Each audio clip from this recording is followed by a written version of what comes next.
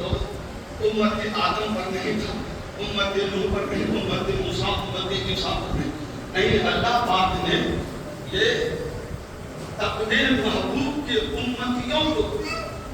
کما کتب علی الذین من قبلکم کہہ کر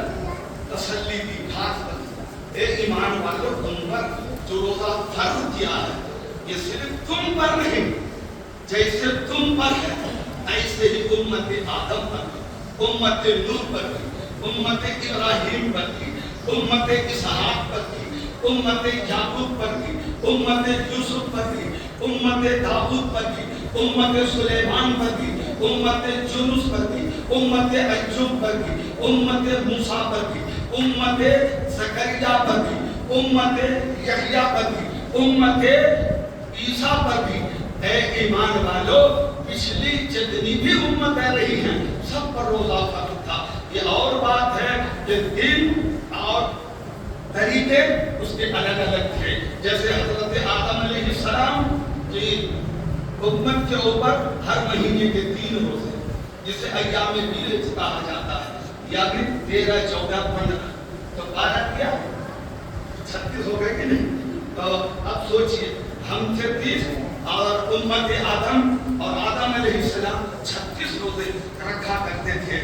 اور اے مسلمانوں میں نے جس آیت مبارکہ تلاوت کیا اس میں اللہ نے مقصد روزہ کو سمجھ میں مقصد آئے یا نہیں آئے، نماز پڑھو پڑھنا ہے، روزہ رکھو رکھنا ہے، زکوٰۃ دو دینا ہے، حج کرو کرنا ہے، ماں باپ کی خدمت کرو کرنا ہے، انپڑھوں کی تعظیم کرو کرنا ہے، چھوٹوں پر دست شفقت رکھو رکھنا ہے، اپنے امام کی قدر کرو اور اپنے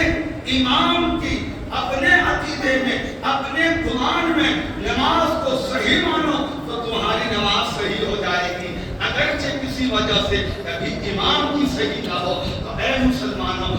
حکمت سمجھ میں آئے یا نہیں آئے، لیکن اللہ نے کہیں کہیں حکمت بھی ظاہر کر دیا، روزے کی حکمت اللہ نے ظاہر کر دی، کہا میں نے تمہیں روزہ رکھنے کا یعنی تمہیں بھوکا رکھنے کا اور تمہیں پیاسا رکھنے کا اور تھوڑی دیر کے لیے بیوی سے تمہیں جدا رہنے کا جو حکم دیا ہے وہ اس لیے دیا ہے کہ تم پرہیزگار بن جاؤ، تم پرہیزگار بن جاؤ۔ مقصد کیا ہے؟ روزہ کس کو کہتے ہیں؟ روزہ عبادت کی نیت سے، مجبورہ نہیں پڑوسی کو بتانے کے لیے، اللہ کی عبادت کی نیت سے کھانے پینے اور عمل زوجیت سے اپنے آپ کو روک لینا، یہ عام روزہ ہے، یہ عام روزہ ہے۔ اب سوچئے ہمارے پاس پانی ہے، ہمارے پاس پھل فروٹ ہے، میوہ ہے، روٹی اور روٹی ہے، گوشت پراٹھے ہیں، بریانی ہے، سب ہے، اور گھر میں پسندیدہ چہیتی بیوی ہے، کوئی روکنے والا نہیں، اس مال کے ہم مالک ہیں، پانی ہمارا ہے اور حلال ہے، کھانا ہمارا ہے حلال ہے، بیوی ہماری ہے حلال ہے، لیکن جیسے ہی ماہ رمضان آیا اللہ کا حکم ہو گیا روزہ۔ اب روزہ کیا ہے؟ حلال سے صبح صادق سے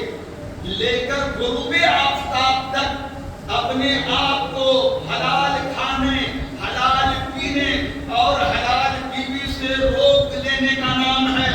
اب کھانا ہے نہیں کھائیں گے، حلال کھانا ہے نہیں کھائیں گے، کوئی دیکھے یا نہیں دیکھے میرا خدا دیکھ رہا ہے، پانی ہم پیئیں گے نہیں، کوئی دیکھے یا نہ دیکھے میرا خدا دیکھ رہا ہے، بیوی ہے، پرائیویٹ روم ہے، ہم بوسو کنار تو کیا ہم بستری کر سکتے لیکن نہیں کریں گے، اس لیے کہ رب کا حکم ہے، رمضان آ گیا ہے، تم اپنے حلال کھانے سے، تم اپنے حلال پینے سے اور حلال بیوی سے غروب آفتاب تک دور رہو، تمہاری زندگی نکھر جائے گی۔ میں محنت مشقت کا مقصد اور اتنی سخت ریاضت اور روزے کا مقصد اعلیٰ یہ ہے کہ تم 5 باز بن جاؤ.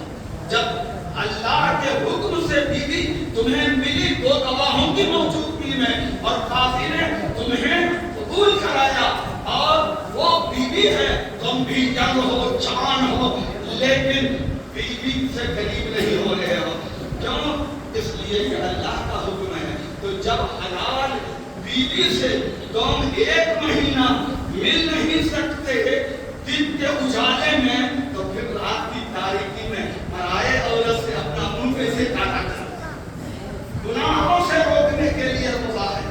جب تم حلال غذا اللہ کے کھاؤ اور اللہ کے حکم سے کھا نہیں سکتے تو بتاؤ پھر عام دن میں شراب کیسے پی؟ جب تم اس پر آئے، جب تم شربت روح افزا نہیں پی سکتے تو بتاؤ پھر تم بھنگ کیسے پی سکتے ہو، شخص کیسے پی سکتے ہو، افیم کیسے پی سکتے ہو، شراب کیسے پی سکتے ہو؟ اور جب حلال غذا تمہاری محنت کی کمائی کا گیہوں ہے، چاول ہے، دال ہے، پسینہ بہا کر کے تم نے خرید کر بیوی کے حوالے کیا، جب اس کی بنی ہوئی روٹی تم کھا نہیں سکتے تو بتاؤ پھر رمضان کے علاوہ 11 مہینے میں حرام کھانا کیسے کھاؤ گے؟ جوئے کی کمائی، سٹے کی کمائی، جھوٹ کی کمائی، دھوکے بازی کی کمائی، فراڈ کی کمائی سے کیسے اپنے پیٹ کو بھرو گے؟ تو یہ روزہ تمہیں نصیحت دینے کے لیے آیا ہے کہ اے بندے